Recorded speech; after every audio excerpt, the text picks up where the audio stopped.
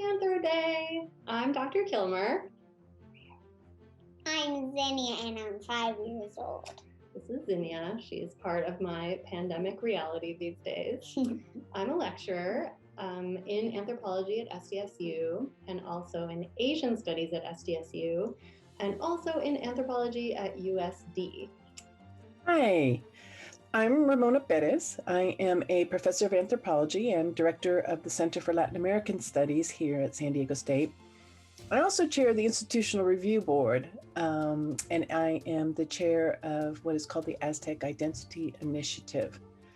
And as some of you may know, I've had the very distinct honor of being elected as the incoming president to the American Anthropological Association.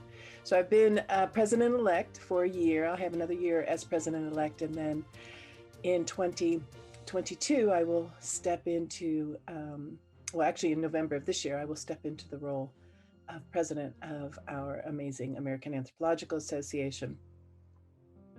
Hi, I'm Erin Riley. I'm a professor in the Department of Anthropology at San Diego State University, and I teach both undergrad and graduate level courses in primatology, biological anthropology, and anthropological research design.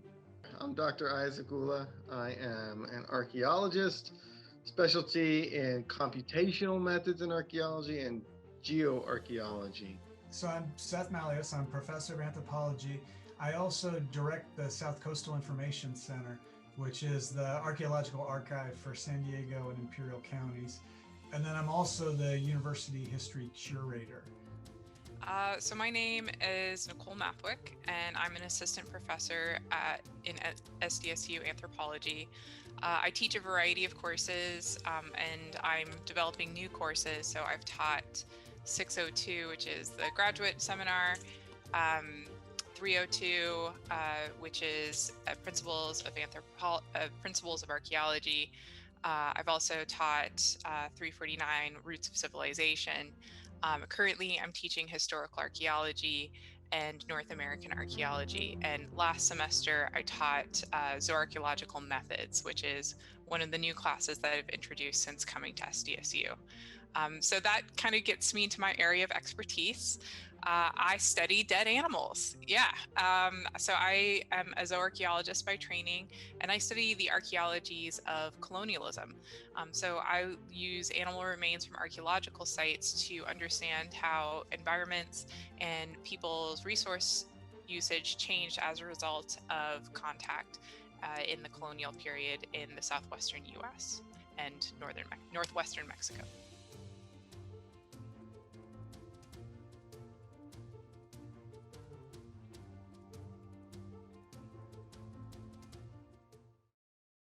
Can you briefly describe your past research endeavors? Most of my research has focused on the human-primate interface, so the ways in which humans and other primates interconnect. And I've done research in Central Sulawesi in Indonesia, also in China, and also in Silver River, along the Silver River, which is in the state of Florida here in the United States, where a feral population of rhesus macaques lives. I work all over the place, but these days mostly in southern Italy, and my interest is human-environmental interaction, mostly farming and subsistence, and land use and how it impacts landscapes. Yeah, so I was site supervisor at Jamestown, Virginia, the site of the 1607 fort. And I worked there for about 3 or 4 years. Absolutely loved that project. Over 2 million artifacts from the early 17th century.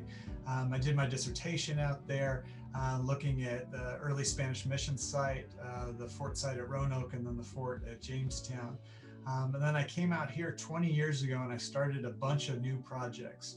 Cemeteries and Gravestones of San Diego project, digging up on Palomar Mountain at the Nathan Harrison site, digging at the Whaley House in Old Town. Then we started finding a bunch of lost and forgotten murals, and so that became a big project as well. And lo and behold, I found myself doing the history and archaeology of San Diego State itself. And And there are so many hidden treasures on campus that became a big focus. And then an offshoot of that was looking at the unparalleled history of live popular music at San Diego State. So I am trained in political anthropology and as an applied researcher. All of my work is community-based participatory research.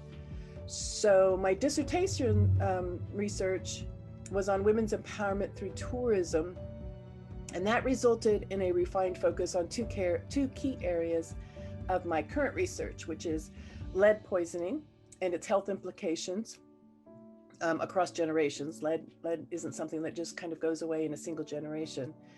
And state-level structural marginalization and violence against rural and indigenous populations in Mexico. My main areas of expertise are medical anthropology, gender, and my regional expertise is South Asia. In the past, I've done research in India on women's health, and my current research interests are a bit on hold because it's hard for me to get to India these days, but hopefully I can get things going again soon.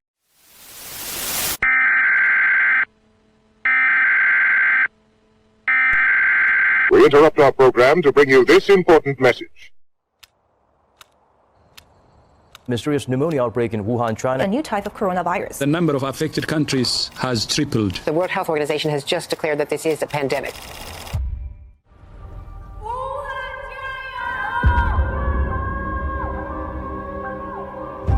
Fears grow of a global pandemic. The CDC warned Americans to be prepared here at home. Podrían llegar a estar infectados.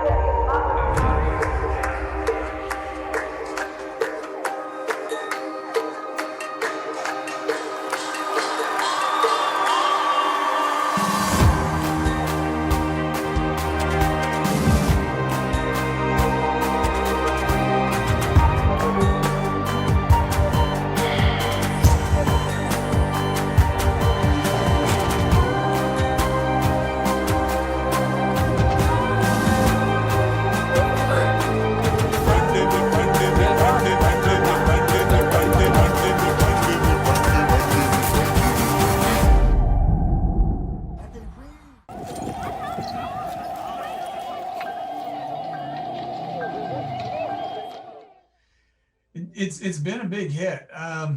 You know, the first thing is we put so much work into this exhibit at the History Center in Balboa Park opening up, and we've had to redesign it more than a few times because we can't squeeze people into small spaces. We can't have people touching common objects. And so we've spent a lot of time transforming this exhibit into a dual exhibit that's both online and in person. So that was a huge transformation for us, and at times it's felt exhausting. It's kind of like if you write a paper and you don't save it, and then having to do it again, and then doing that a third time. So that there's the fatigue from that. The pandemic has essentially meant that I have not been able to travel to the field to do field work. I was on research leave academic year 2019-2020. And because of COVID-19, I basically had to cancel all field work that I had planned from my protected time, research time, which was quite disappointing. It's also meaning that I probably will unlikely for me to travel to the field in 2021. And this also obviously impacts my students as well. Yeah, it's been tough. We had to cancel our field program. We had a budget, we had personnel, we had everybody lined up. Well, some of us even bought plane tickets, luckily not me, for last summer. And, you know, when the pandemic hit, it was all uncertain. It was played down a bit. Obviously, the previous administration didn't handle it really all that well, but we were seeing news actually out of Italy and how bad it was there. And that was the reason why we canceled our field program in the big, you know, when we did, not because we thought it was going to be that bad here in the United States. Obviously that changed, and we realized that it was a good idea. We had postponed everything. So we haven't done any field work. And unfortunately what it means is our grant expired. And so we had to spend money on other things, the last little bit left. And we're in between funding. So, you know, we'll see what happens, but we're not slated to go this summer. and who knows for the next summer.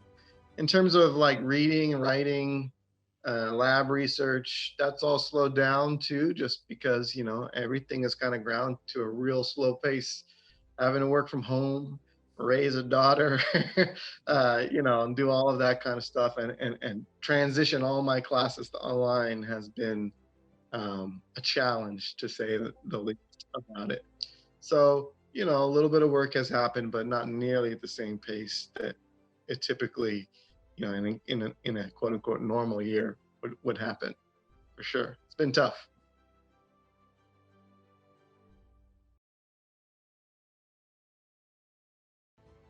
Basically has meant to, especially last semester and this semester as well, transitioning to completely virtual instruction.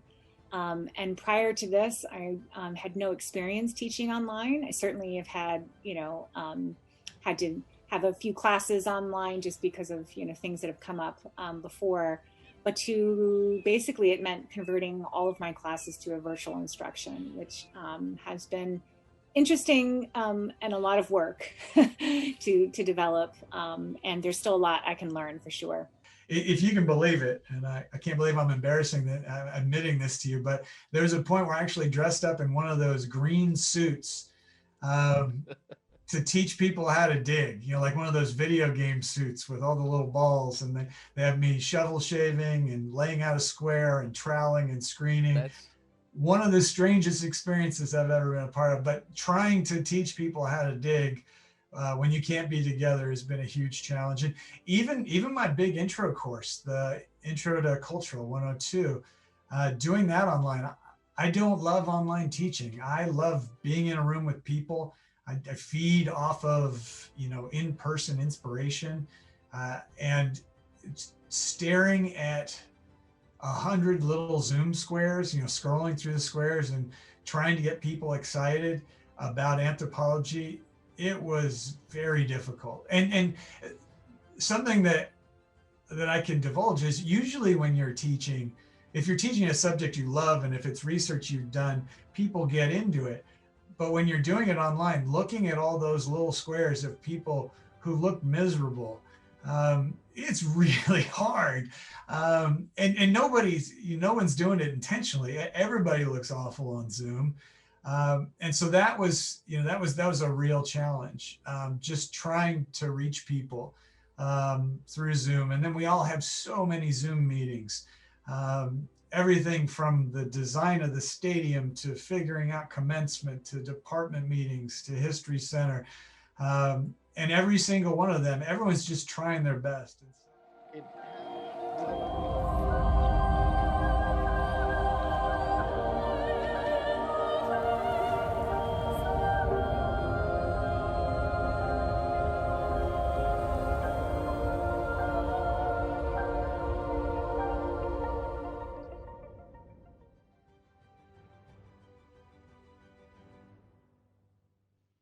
The most inspiring aspect of teaching during the pandemic is my students. My students are the best, and you keep me going, and I'm so impressed with how you have all handled all of these challenges.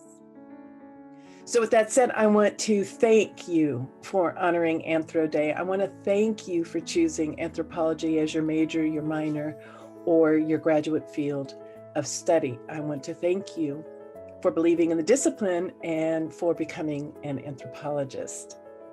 And if you're watching this and you are not an anthro major, minor, or graduate student, come talk to me, because I think I can convince you to join us, to join our amazing community.